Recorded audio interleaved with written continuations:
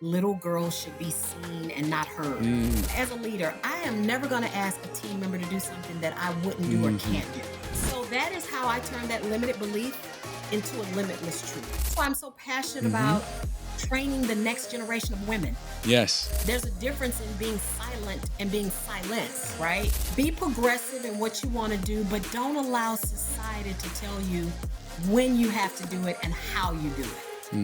Dr. Karmetria Burton. She turned supplier diversity for Delta Airlines into a billion-dollar growth strategy. She then did it again at McDonald's, rewriting the rules on what inclusion really looks like in global business. From corporate boardrooms to community front lines, Dr. Karmetria Burton isn't just talking supplier diversity, she's executing it at scale.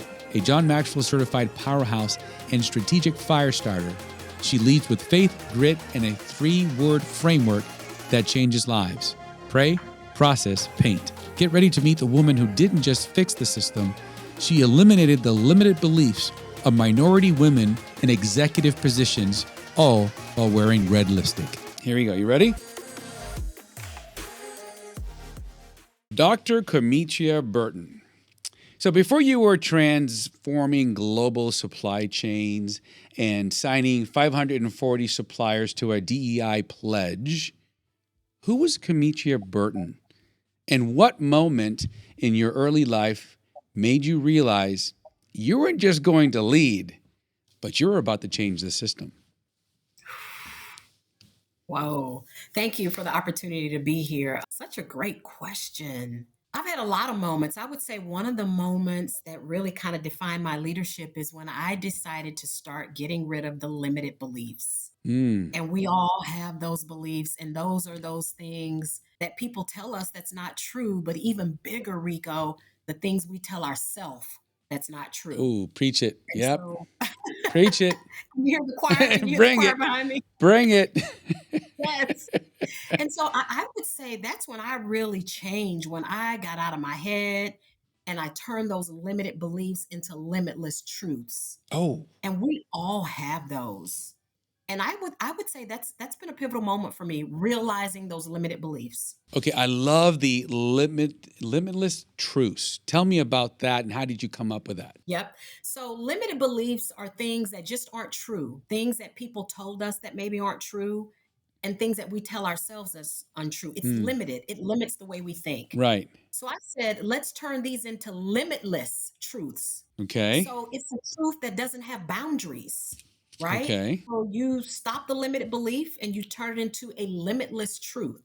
And that's how I look at it, because it is limitless to what the truth can be and the things that you Hmm. tell yourself. So give me an example of a limited belief that Yep. you turn into a limitless, I can even say that word, truth. So I will tell you, as a little girl, I'm from the South, and a lot of people may be able to resonate with this story, but my grandmother always told me little girls should be seen and not heard. Mm.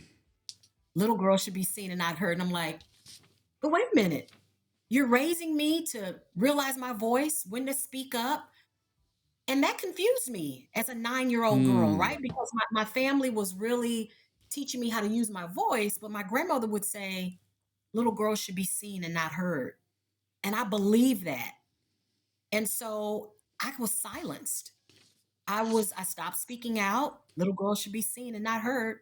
But what she was telling me is know when to speak up and know when to shut up, Gotcha. right? Okay. So as a 9-year-old, you don't think about it that way. But I carried that limited belief until I went to college. Mm. I was always smart. I was always the big personality, but I dimmed my light because my grandmother told me little girls should be seen and not heard. So in my marketing class in college at Southern University, my teacher asked a question and I went, I, I know the answer, Yeah. but nope, little girls Yeah. should be seen and not heard. But I know the answer. Nope, little girls should be seen and not heard. And I finally said, you know what? Answer the question, Karmitra. And so I answered it. And my instructor said, you haven't said anything the whole semester. I want to hear more from you. You have something to Wow. say. And so that stopped that limited belief. Hmm. I realized then that my grandmother was saying, know when to speak up and know when to shut up. There's a difference in being silent and being silenced, Mm-hmm. right? Yeah. And so the limitless truth is know when to speak up. If you have something to say it, even if your voice shakes. Use your voice, even if you're scared as hell. Say it anyway, because you're never going to get that opportunity. So that is how I turn that limited belief into a limitless truth. And there's so much in what you're saying there that prevents whether as a person, an employee, a leader, a human Yep. being, because either adults who are working with kids or have grandchild or son, daughters, whatever it may be, they don't clarify their intent of what they're saying. So as a child, to you was like, keep quiet Yep. versus know when to say certain things. Yep. Right? How did that affect you before you came to that realization, your relationships, who you were as a person, and what was the difference at college when you finally raised that hand, you finally got to say something, and an individual told you, I want to hear more. Mm-hmm. What was the Mm-hmm. difference in you after Yeah. that? So remember, she told me this at a very young age, so Right, I believed her.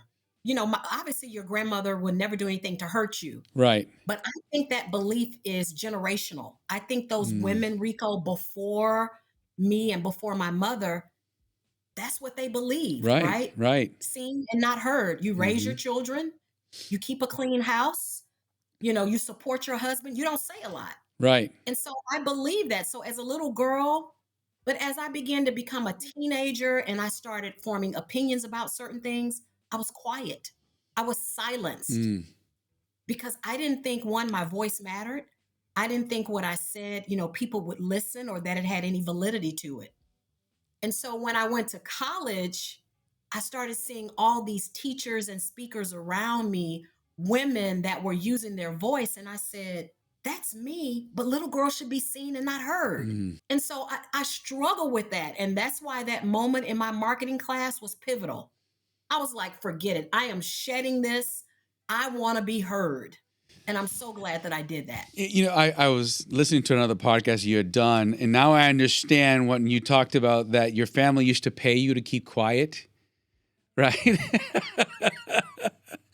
Yeah. Is that why your grandmother said that? Probably. I was a talker. I didn't meet any stranger, Rico. I was that little girl that had this big personality. I read Yeah, a lot. I was a people person. I was having adult conversations at a young I age. believe it. And that's a great point. That Yeah. is probably why she told me that, because Hmm. I was a talker Yeah. and And wasn't afraid to use my voice. but now that you see that's your superpower, and I want to go to the listeners who are probably going through the same thing, right? What would you tell that person that says, that's me? I love to talk. I love to be around people, but I keep being told, no, that's too much. Mhm. What would you tell that person? How can that person get out of their shell and be themselves from your Be experience? Yeah, be your authentic self. But how? A How do lot I do of that? So be true to yourself. And a lot of it is reading the room, right? So you may be this person with this big personality, know when to speak up and know when to shut up, but you got to know, if you're reading the room and maybe it is not the time for your big, bright personality to bubble to the top. So I think you got to know when to use that superpower of speaking up. And if you are a person that feels like you've been silenced, you really haven't. It's a limited belief. Mm, You have something to say. And if you're nervous about it, again, maybe read the room to see who's in the room and determine if this is the right time for you to speak up. You'll know when it is. But I say be your authentic self. You've been silenced. You've been silent, but not silenced. hmm. So think about that. Yes, I like that. So we tend to overlook the small little things. When you said read the room, someone who may not have the experience that you have we learned those experiences through trial and error. So in your experience, someone who's just getting started, maybe a little bit shy, what should they be observing in that room to identify this is my time to stay quiet? This is the time, unapologetically, I need to speak. Yeah. So I would say if you are ready to use your voice, I would encourage you to do two things first: get a mentor and maybe a coach Hmm. to help you fine tune this superpower and get ready to step into your authentic self, because you just don't do it. Right. It has to kind of be a strategy to it, right? And so I would say find you a mentor or coach or somebody that you admire that does this really well, that Okay. story tells well, or that speaks up well on their behalf. So there are 3 things that you can do that. So if you're in a meeting and you have something to say, the way you read the room is, what's the energy of the meeting? Is your comment appropriate for what is being said? And is the time right to say it? Okay. Because sometimes timing is everything. Yeah. Sometimes how you say it can also be a big factor. Okay. So I would say, what is the context of the conversation? Is this the right time to say it? And if you don't feel comfortable saying it in public, maybe after the meeting, you send an email. Hey, you guys, great meeting, but here are my thoughts. You're still getting your point across. It's not live, right? But you're still letting people know that you have a voice and you have an opinion. So Okay. that could be the way. If you're nervous to speak up and out, send an email after the meeting or send an email to the person that you'd like to get your point to. So what sticks with me is when you said little girls must be seen, not heard, right? It's a phrase that stays in your head and it shapes your character. So I want to give our audience a different phrase that helps them to fix that. So I want you Okay. to finish this phrase around this context, okay? Listen, if you're worried about X, just remember Y. What would you put into X and Y? If you're worried about your limited beliefs, remember that there are limitless truths to everything. The one thing that somebody has told you or that you've told yourself may not be true. And if you find that it's not true, find out what your limitless truth is. So for me, when the little girl should be seen or not heard enters my mind, I would say affirmations like, you have Yes. something to say. Mm-hmm. You are smart. You are valued. Your opinion matters. So when those limited beliefs happen, shout those limitless truths to yourself. And those are just affirmations. I want to stay with this topic of limitless beliefs. So I got a different question for you. Can you Okay. help us or walk us through a moment in your life when you faced not significant adversity, and how did you overcome it? You know, being a Black woman, I have been the only Yes. on many occasions, particularly in the business world when it comes to leadership levels and being in the room to make decisions. And I always shied away from that. But in this time, that is a plus because so many corporations are leaning into inclusion Correct. and they want to hear from women and minorities. What are your thoughts? What's your experience? And so that is one thing that I have overcome, being the only in the room sometimes. And that's been hard, but it's also has pushed me, right? Because I feel like if I'm the only woman, Karmetria, you got to represent other women in this meeting, right? Yes. You got to make sure your voice is heard. If I'm the only Black, you have to make sure that you're representing the African American culture and bring up that perspective in the room. So I would say being the one and the only has not been easy for me. And the way I overcome that is just to show up my authentic self. I'm prepared and I add value by giving my opinion or experience, even if I'm not asked. You always have something to say. And don't let that culture element, don't let that pressure deter from who you are, what you bring to the table, because that one thing you say or do could have a positive impact That's across the right. entire organization. That's right. So, with that, again, that was interesting. What professional risk you regret not taking, and what would have happened if you had? Oh my goodness. The professional risk that I did not take is I felt like I was unqualified for a position and I didn't take the job and I wish I had. Do you know how many people have jobs that are less qualified than you are? But we don't go Mm-hmm. forward because we're afraid and we're scared. And I stayed in a position too long. Mm-hmm. I feel like I wore out my Right. welcome and that stifled me. I was scared. I Right. hadn't written a resume in years. I hadn't done an interview in years. So I stayed in that position out of comfort. I wrote that down. Comfort. Yeah. Why And I why tell do you, we feel comfortable? I mean, you're not the only person I've heard this from. We all do, right? It's the yep, devil you know. yep. So now that you are in a complete different position, a different part of your life, what causes the fear? But more importantly, why do we feel comfortable?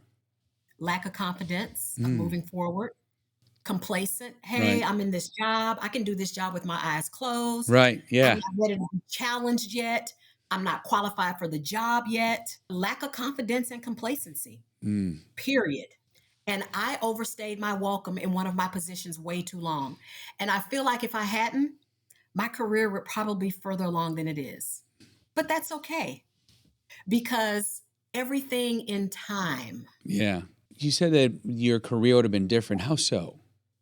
I feel like I would have been maybe at higher levels at this point in my Okay. career because I would have gotten more experience.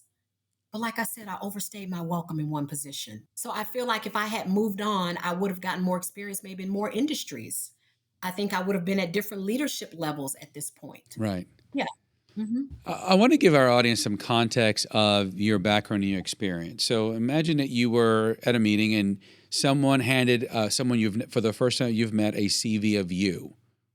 What would it say? Karmetria Burton is a passionate leader that believes in serving others, building high performing teams, giving back, real passionate about helping women get to the next level. Mm, I've started a nonprofit. I believe that as leaders, your leadership approach should be 360. You shouldn't just be providing benefits to your corporation. You need to be doing things in the community. And so I started a nonprofit called Paint Your Lips Red, where I have given back and have passed the playbook on to minority women leaders and entrepreneurs based on my experience and things that I could have done differently. mm. And that I'm just passionate about helping people reach their goals. Yeah. And we're going to definitely go into Paint Your Lips Red because it's in a very incredible organization that everyone should know about. So you got to stay tuned to the end to understand how that works. Yeah. So I've had the privilege of working with you and watching you with different groups. And as a leader who is going through all the challenges that you have been through, what are the top three things you would tell someone where you were 10 years ago that if they start to apply these three things, they're going to do way better than what you did? Mm. And I talk about this in my book. You have to find you an advocate. Okay. And that's if you're in corporate or an entrepreneur, because this person will have seats at the table, will have access to other things that you may not have access to. And they are singing your praises when you aren't in the room. Mm. So finding a advocate or coach, but also a mentor, because an advocate, coach, and mentor are different. Yeah. So Explain all three of those. Yeah. Explain yep, the difference because everyone convolutes yep, that. yep. So I would say a mentor is someone that talks with you. A coach is someone that talks to you, and an advocate talks about you. Mm. Three different things. Okay. And I think you need all three.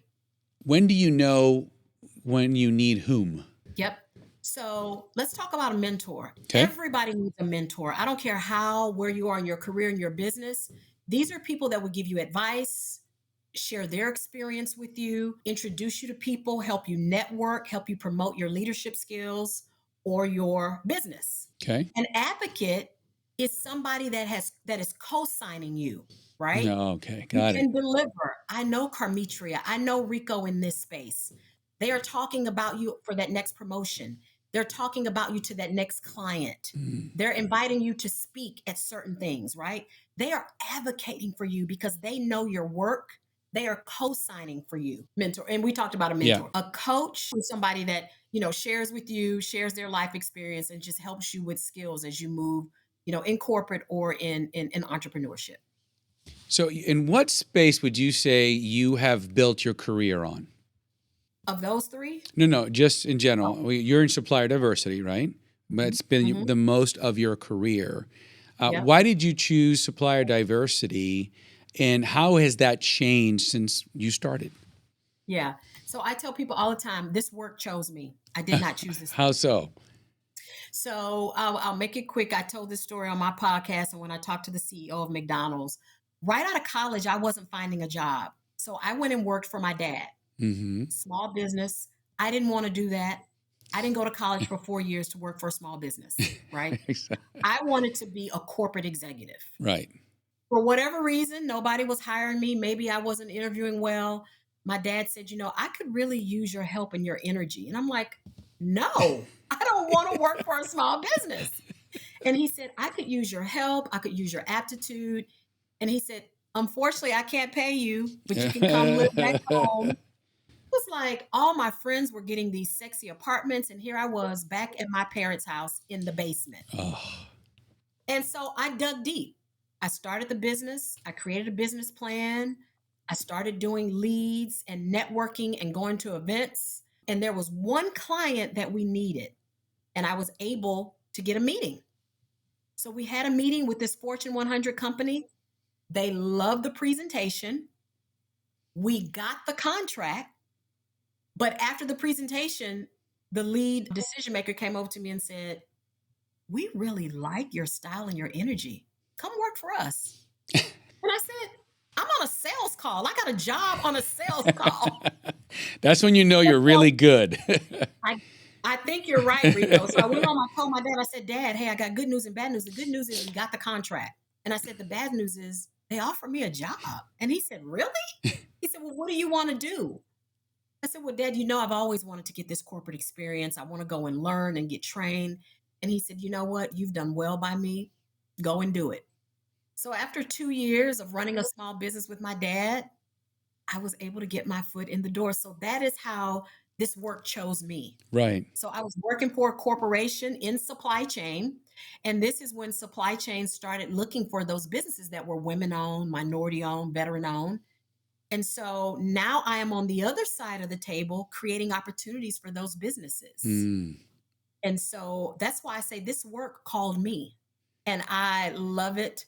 I feel like I can make a difference in entrepreneurs' lives, making a difference in corporations, and just serving my stakeholders with so much excitement and enthusiasm. But there's so much in what you just explained right there that both entrepreneurs, employees, and leaders miss. Would you say that you would have gotten that job if you hadn't been working for your father? Probably not. Okay. Were there any skills that you look back at that you had learned and polished working with your father that when you got that opportunity to present that executive team is the reason why they loved what you did compared to when you were trying to interview right out of college? Mm-hmm. Executive presence, Rico. I got to tell you, Yeah. Executive presence is something that will go a long way. And you may not be the most skilled, but if you have that presence, people skills, the ability to communicate what needs to get done, that's all you need sometimes. So I would say executive presence, because when you're a business owner, you're always talking to people. Mm. Everybody you meet is a potential client. That's right. Everybody. You should never miss that. And so if you're in that mode, you're always on. You're always networking. Mm-hmm. You're always talking to people. You're always talking about your value proposition. And so I would say executive presence is something that I learned. And even today, when I have my performance reviews, all my leaders have said, Karmetria, your executive presence is great.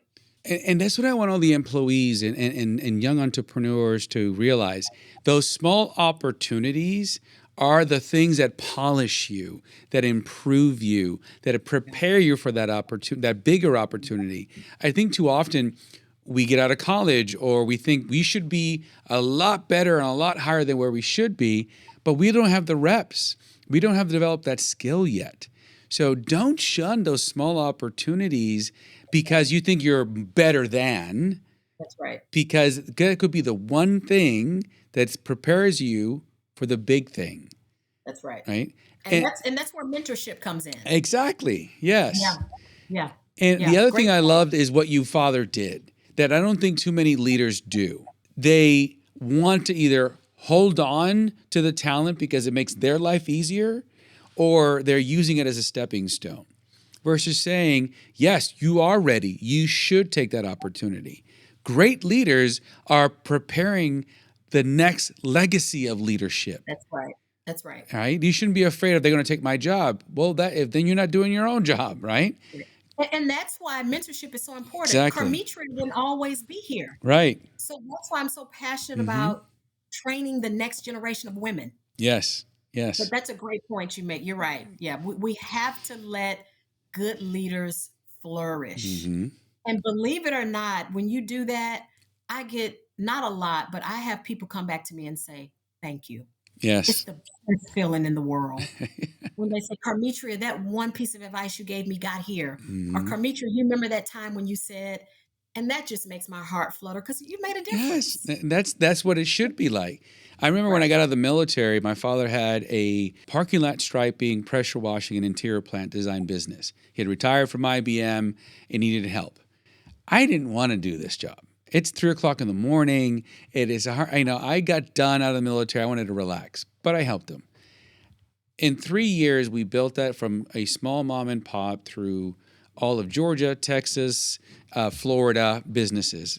And the three things that I learned that I still use to this day from my father is show up, do more than what's expected, and Mm. always, always do the job as in a way that they never expect. And what I mean by that, he used to pressurize the car washes. He had Mhm. found a way to combine two things that took the wax off immediately. Now, he could have charged more. He could have made it proprietary, but he said, no, this is the quality of work that we do. He was the only one that showed up. He did more than was expected, and he always did quality work. When the general manager saw that, that's why immediately we grew. He said, I want you to do my entire region. So I learned that very quickly. It's that work ethic, is that quality. And I would have never learned it if I hadn't spent those 2 to 3 years working for my father.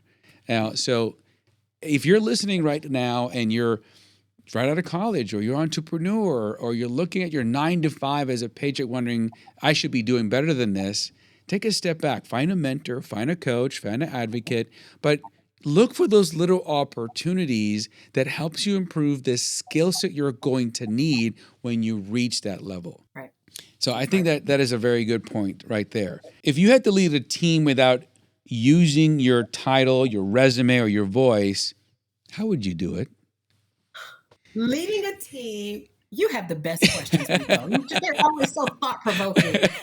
Leading a team without a I know. title, Without voice. your title, they don't know your resume, and without using your voice, how would you lead them? I can't physically talk. I can communicate by email, right? So I think that one thing as a leader, I am never going to ask a team member to do something that I wouldn't do or Hmm. can't do. Right.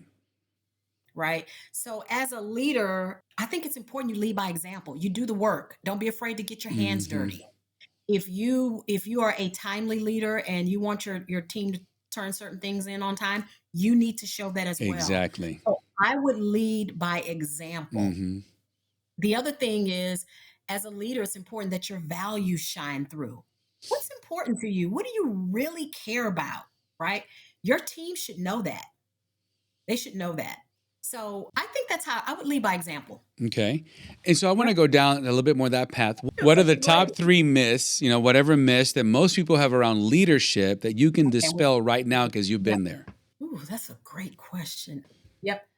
All leaders are not qualified. Number Sorry one. to say that. Yeah. So sorry to say that. Leadership starts within. I think if how you lead yourself speaks a lot to how you lead people. Ooh, I think go deeper into that one. I think How do lead- you lead yourself to lead other people? I think leadership starts within. So number one, do I have a lot of is my emotional intelligence high? Mm, Do I have empathy? Right? yes. How does Karmitra treat herself? I think leadership starts with you and it starts within. Yes. Am I empathetic? Am I timely? Am I sensitive? Do I care? Am I a great communicator? Hmm. And so the other leadership dismantle is everybody's not meant to be a leader.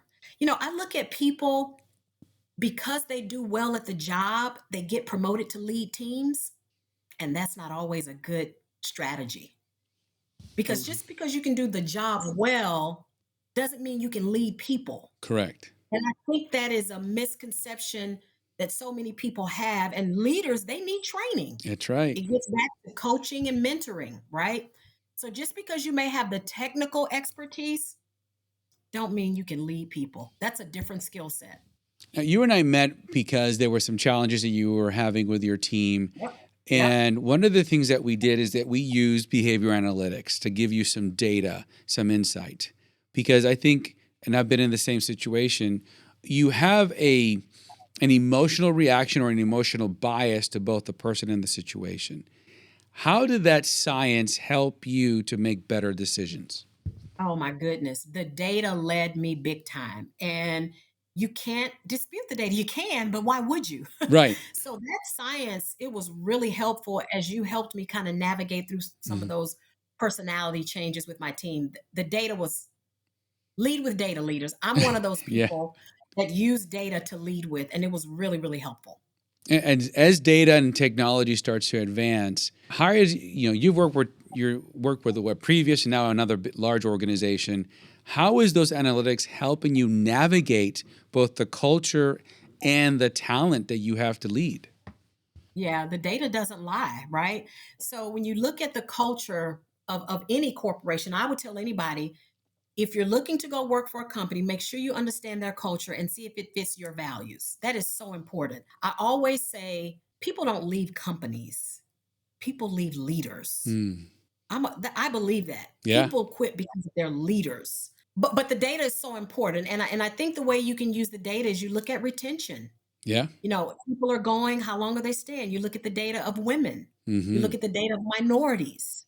So I think the data is available for you to use it to your advantage for a different outcome. So you work with two large organizations that everyone would recognize all around the world, and you've experienced and either thrived or been challenged in either one of those cultures.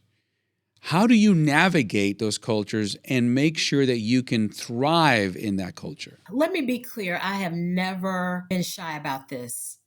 Faith and business intersects. Hmm. I am a Christian.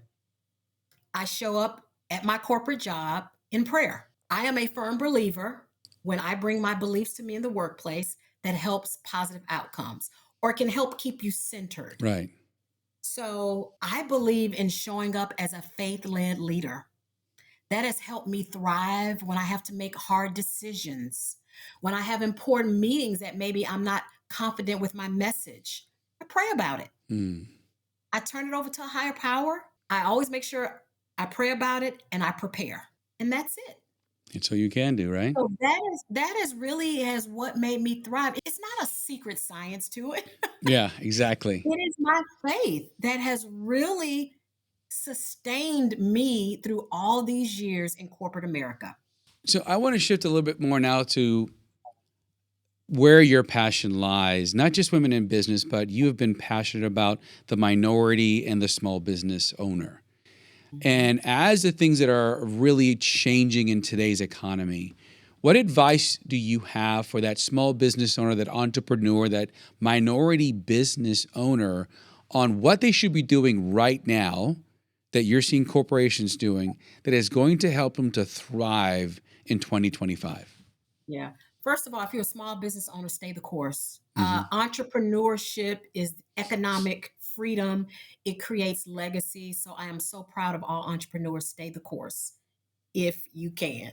Um, because I know it's hard. I always tell business owners, provide solutions. Know what your customers' pain points are, and because sometimes they don't even know what their pain points are. But if you provide solutions, you've done your research, you know what they need. Be solutions oriented.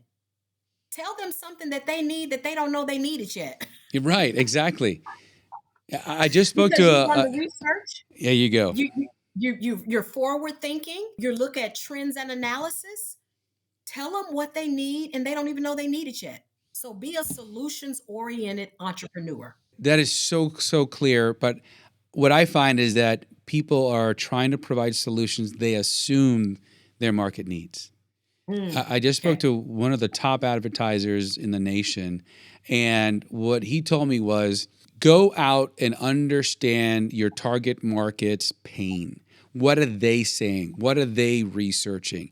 Because they may not know they need your solution, but if you can't resonate with them, they never see the problem or the solution.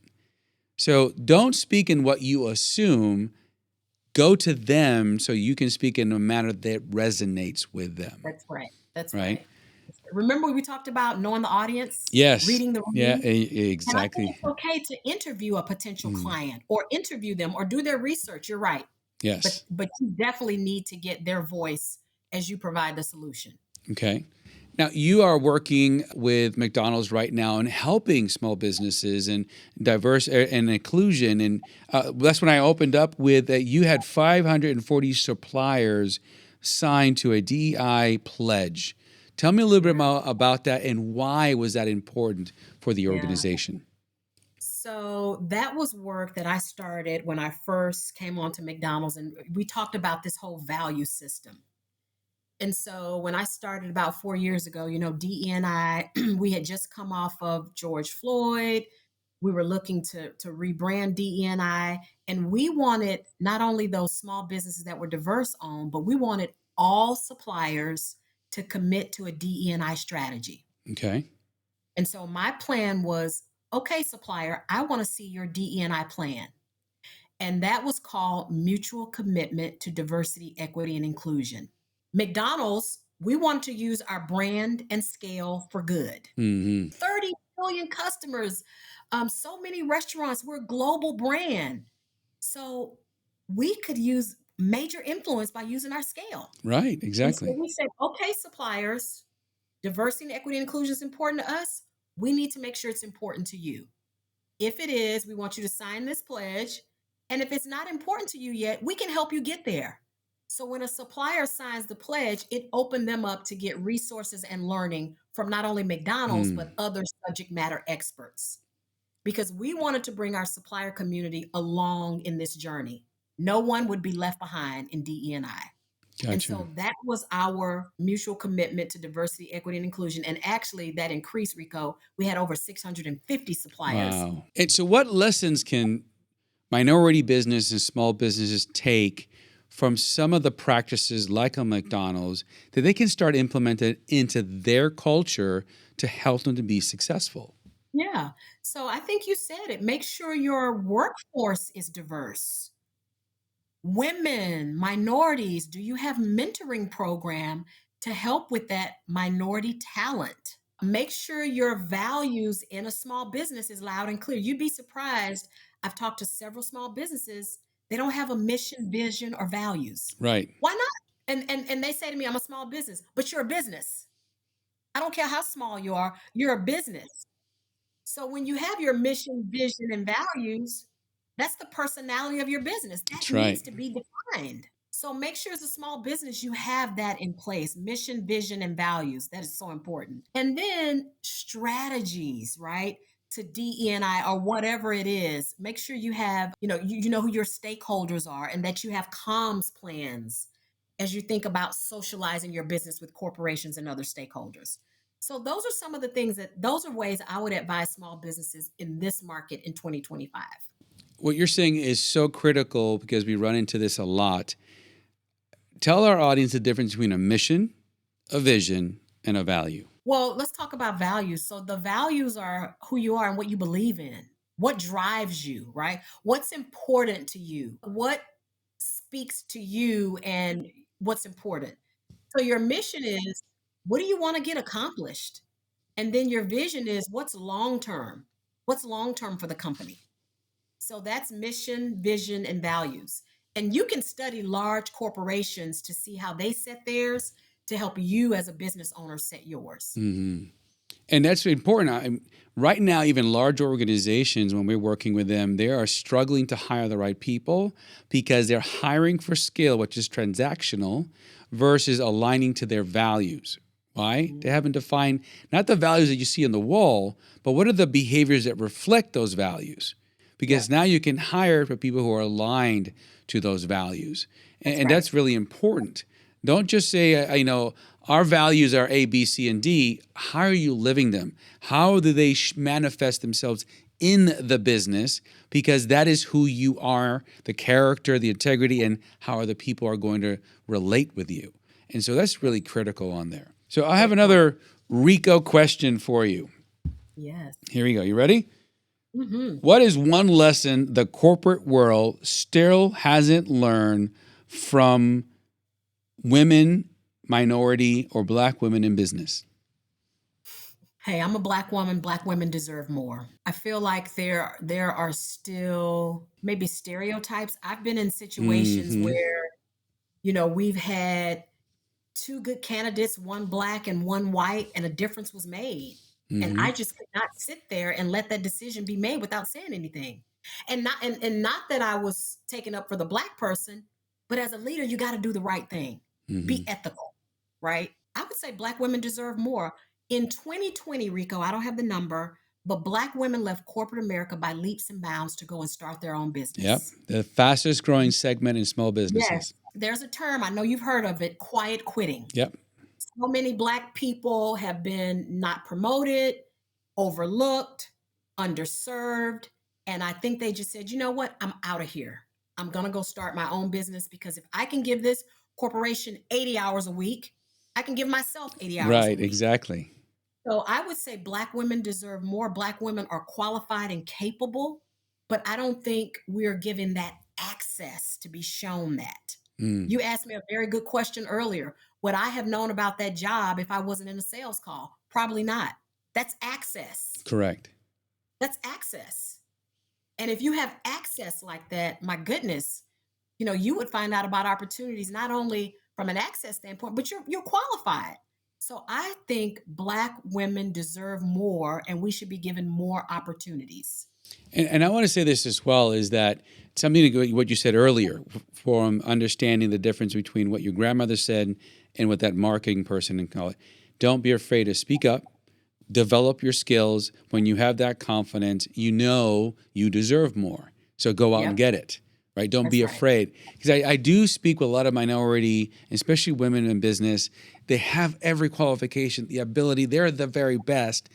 But whether it's the stigma or fear or whatever it may be, they don't have the confidence to step out and grab what should be theirs, right? Mhm. So that is one thing I hope that whoever's listening to this is that if you've done the work, if you've put on the skills, you know you deserve more. Don't be afraid to go out there and speak up and get in front of the people that should be out there because you can't argue with results. That's right. And you make a great point. Here's another limited belief though, There you Rico. go. As women, I can't speak for all, and maybe, I can get a high five from some women that are listening. As women, we are trained, you work hard and you keep your head down. Mm-hmm. You don't go out and advocate for yourself. That's how we're trained. And so when I started kind of dismissing those limited beliefs, in one job, I did that. I dusted up my resume, cleaned it off, and I went on a road show because I felt like I was ready for a promotion. I wanted people to know this is I'm Karmetria and this is what I've done. Mm, So don't be afraid to speak up and speak out, but do it the right way because correct. I didn't do that the right way. Mm, That is when an advocate is important. See, Carmetria shouldn't have to go around and advocate for herself. My advocate would do that. correct. And back to cultures, in some cultures, that doesn't fly, you advocating for yourself. Mm, So you got to read the room, there you go. you got to understand the culture in which you're working in, Mm-hmm. and have you a very good advocate. And the other things that you said, have a strategy, right? Understand the That's right. room, what works, have a strategy, but do so when you're ready. I That's can't right. tell you how many people try to do that too quickly and they Yep. fall.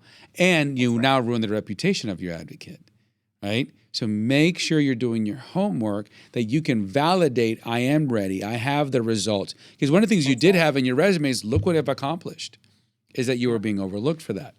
That's right. All right, That's final right. question. What does your 70-year-old self hope you finally let go of? 70, I hope I can get rid of it before 70. Ooh, get rid of timelines. That's Again, a that's good one. another limited belief. Yeah. I wanted to be married by 30, 3 kids by 35, house with a fence by 40, this income by 43. It doesn't happen that way. Mm, And if you keep those timelines, you will drive yourself crazy because you will feel like you're not achieving anything because you haven't hit certain milestones. So be gentle with yourself. Get rid of the timelines. Be progressive in what you want to do, but don't allow society to tell you when you have to do it and how you do it. Mm. That that for me is what I would like to at 70 years old. You know what? Forget about it. Yeah, It's my way or the highway exactly. on my terms. And you know what? We shouldn't wait till 70 for that, right? That's right. You only have one life to live. Live it to its fullest. Don't assign things that you feel you should accomplish. And I see that with so much with younger generation right now. I should already be here by now because of something that's on social media or an assumption. And there's a higher level of stress, a higher level of concern for what? Right? So I really love that one. Get rid of timelines. So speaking Yeah. of timelines, can you share with us the story of the inception of Paint Your Lips Red? What is that? Yes. So PYLR affectionately is a leadership movement for women redefining the way they live and lead. Okay. And so red lipstick, ladies, if you love red lipstick, you'll know it's no longer a fashion statement, but a call to action. And I came up with this concept. I was my grandmother's caregiver, Mm. and she was on dialysis. She had congestive heart failure. But when she would get ready in the morning, Rico, after she would take her medicine, say her prayers, she would say, "Give me my red lipstick." Oh, wow.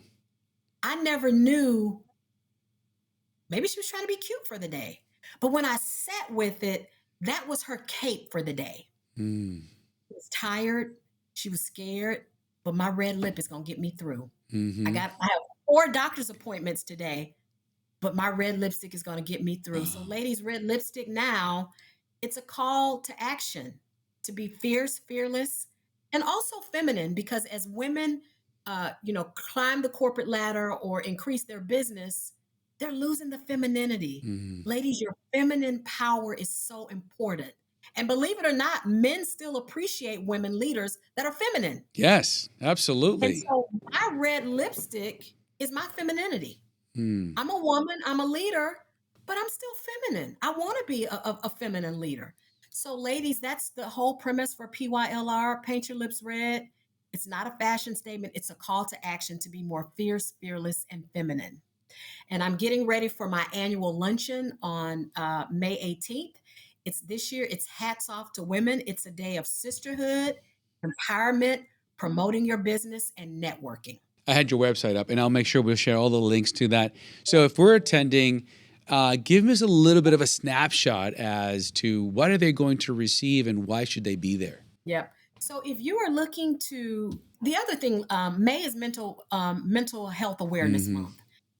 Women, particularly Black women, are suffering from that by leaps and bounds for several reasons. One, we need to kill the stigma of counseling. In the Black community, going to see a counselor has a stigma Mm-hmm. attached to it. And so, because it's Mental Health Awareness Month, as women, we will wear so many hats, but I want to make sure women know how to check in on their mental health. So Okay. I have a mental health speaker coming. We Okay. also have an entrepreneurship panel. If you're looking to start a business, scale a business, grow a business, I have expert entrepreneurs that will be to help you with that. And then we have a panel on sisterhood. I'm a big believer that women need to stop competing and collaborate. Mm. Ladies, we need to stop it because there's strength in numbers. And so it is a day of sisterhood, empowerment, workshops. You'll get served lunch. And of course, it's just a day of celebration. So we'd love to see you on May 18th here in Atlanta from 12 until 4 p.m. And we'll have all the registration links and links to the website Yep. for you guys to review it and look at that. And you next year, you have something special that's about to happen, right, Karmetria? Yes. Yes. Next year, I have just turned in a book to my publisher, and I have written a book called Never Wear Red Lipstick: 8 Lies That Stop Black Women from Succeeding in Life and Business. Wow. And what I talked about earlier, this book is on limited beliefs. I'm killing 8 limited beliefs that I've experienced and that other women experience, and I'm giving you the limitless truth on how you can pull from those limited beliefs. Okay, so give our audience a teaser. What are the 8 limited beliefs in the book? Oh, you would ask me that. I can only give you a few of them. Okay, go ahead. Self-care. Okay. It doesn't cost. People equate self-care with going to an expensive spa. No. Self-care is finding your happy place, being mindful. So get rid of thinking that self-care is expensive, ladies, because it's not. Your favorite book in your closet, your favorite chair, that's taking care of yourself and being mindful. Women should collaborate and not compete. Let's stop competing with each other. What woman do you want to collaborate with? What woman can you learn from?